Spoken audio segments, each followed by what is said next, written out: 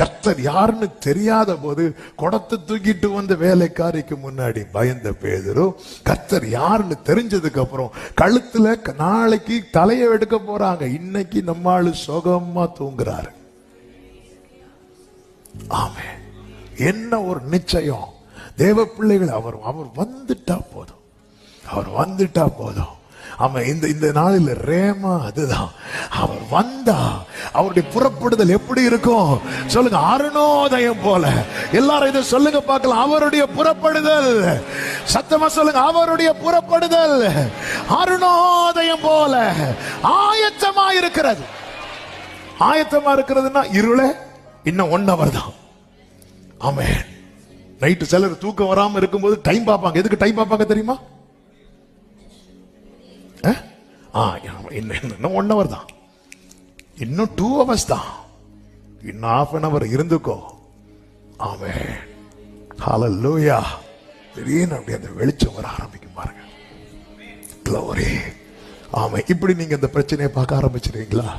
இன்னும் கொஞ்ச நேரம் தான், இன்னும் கொஞ்ச நேரம் தான். இனி நீ அழுது கொண்டிராய்.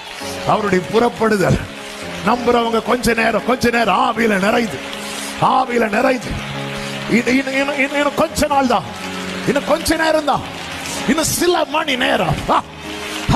அவருடைய புறப்படுதல் அருணோதயம் போல, அருணோதயம் போல. அவருடைய இந்த வியாதி இன்னும் கொஞ்ச நேரம் தான், இந்த தரித்திரம் இன்னும் கொஞ்ச நேரம் தான், இந்த கடன் இன்னும் கொஞ்ச நாள் தான், இந்த அலைச்சல் இன்னும் கொஞ்ச நாள் தான். அவருடைய புறப்படுதல் அருணோதயம் போல. ஆண்டவரே, நீங்க வருவீர், ஆண்டவரே நீர் வருவீர் என்று காத்திருக்கிறோம், நீங்க வருவீர் என்று காத்திருக்கிறோம்.